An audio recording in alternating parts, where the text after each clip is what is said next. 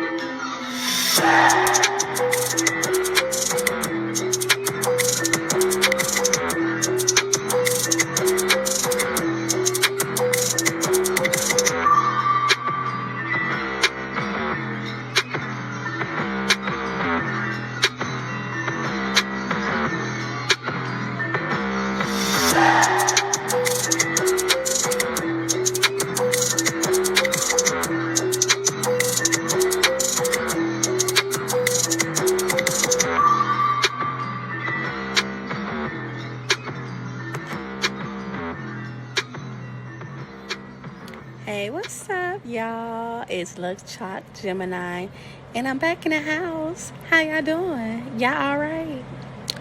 Is y'all alright? Because I really want to know that y'all okay. Okay, I'm fine. Today's topic isn't really music-based, but I did want to discuss it because it's a quite interesting topic. Now, Rachel Lindsay, you may be asking, who's that? Well, Miss Lindsay is, she's Rachel Lynn Lindsay Abasalo now. She's been married, so that's her name. She got married.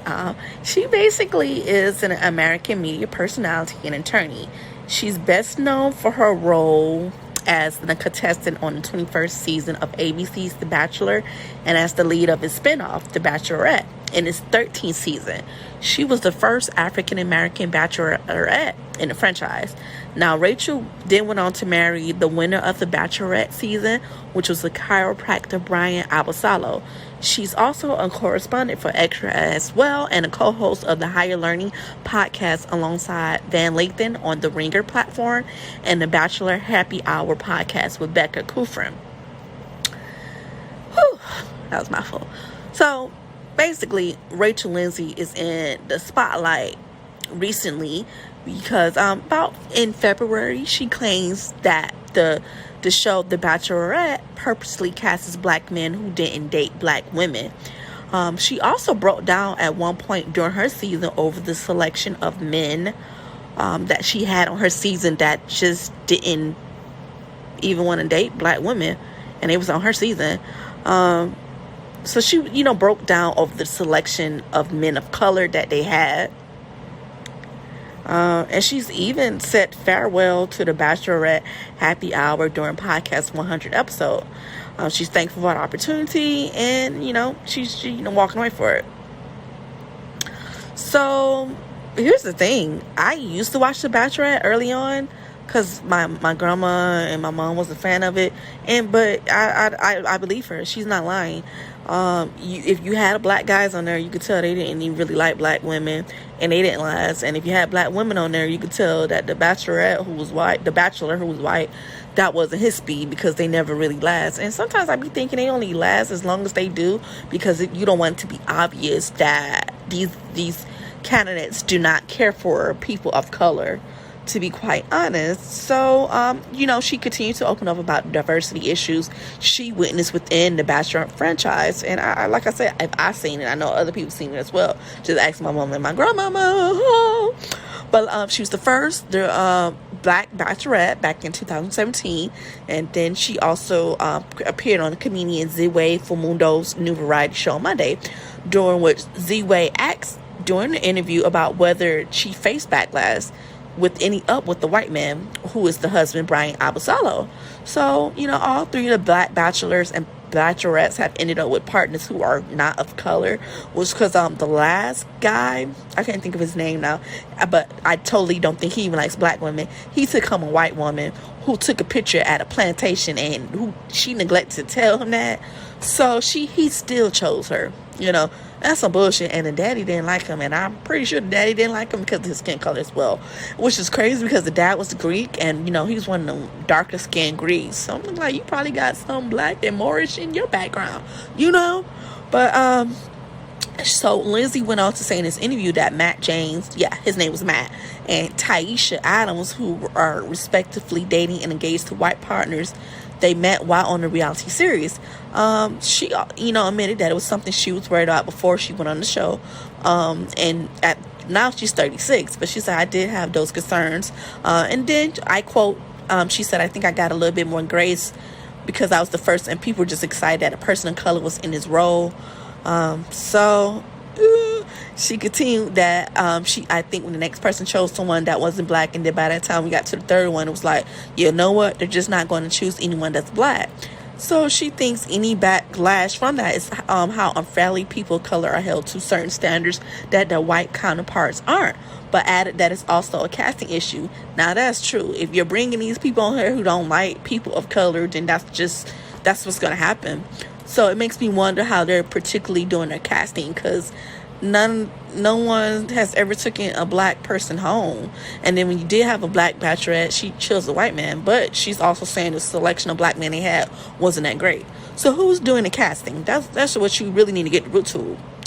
So she talks about the time when she broke down on camera, and she said, I used my tears for something else. I was getting upset at the selection of men of color. And then she also learned that I was going through my season that several of the black men on my season didn't date black women. And that's a damn shame, but it's it's true. Then the host asked for more information, and she goes, said the show's producer found it interesting to choose black men who've never dated a black woman. How is that interesting? And she felt like at the end of the day that was my life and she lived it. But how do you find it interesting to choose black men who've never dated a black woman, and that's all you continue to put on your show? It's just really And she's been quite vocal about issues of racism in the Bachelor Nation. Earlier this year, she said she had enough of the franchise amid the controversy surrounding the show and longtime host Chris Harrison during the Matt James season. So the controversy arose when contestant Rachel Carnell, which I was just speaking on, was called out for past racially insensitive social media posts which saw her dressed in Native American attire in costume and attending an antebellum plantation themed college party in 2018. She's apologized, but yeah. So Harrison, the host, addressed the situation during an interview with Lindsay on Extra. During that, it was like about 14 minutes unedited conversation, and the host said that people should have a little grace, a little understanding, and a look of passion in the wake of the resurfaced photos and questioned the lens of 2021 compared to 2018. There was an outcry online, and then he had to issue another statement apologizing and announcing he would be stepping away from the franchise for a period of time, days after his initial comments. So Lindsay actually called Harrison into question for his remarks and says she plans on leaving the franchise once her contract is up. It's just to the point she can't take it anymore. She said it on her podcast, which is High Learning with Van Lathan and Rachel Lindsay. That's the title. She feels like I'm contractually bound in some ways, but when it's up, I am too. I can't do it anymore. So Lindsay to this day has since stepped away from the Bachelor Happy Hour podcast and then announced her forthcoming memoir, Miss Me With That. So honestly, I think they should just cancel this show. It's obviously has some racial undertones. I don't even watch the show anymore because it don't have much of variety. And if you do have people of color on there, they don't like other people of color. So it seems to be like that's the only way in. Like, you could be a person of color, but you can't like people of color, and then you might not get chose, which more than likely you're not gonna get chose. So that's some bullshit. That's some bullshit. Excuse my French, but Rachel Lindsay only said things I've always felt, and I'm sure a lot of other people have seen as well. And it's just sad. It's like, what? It's not in to date people of color? Like, that's corny to me. And then for you to producers to say they find it interesting to have black people of color who don't date other people of color, you find that interesting, which that lets me know that's the question you ask. So is that a requirement that you can't have dated a person of color to get on the show? It just makes me wonder. So you guys let me know what you think about this story and this situation. And yeah, leave feedback. And I'm signing out. Bye.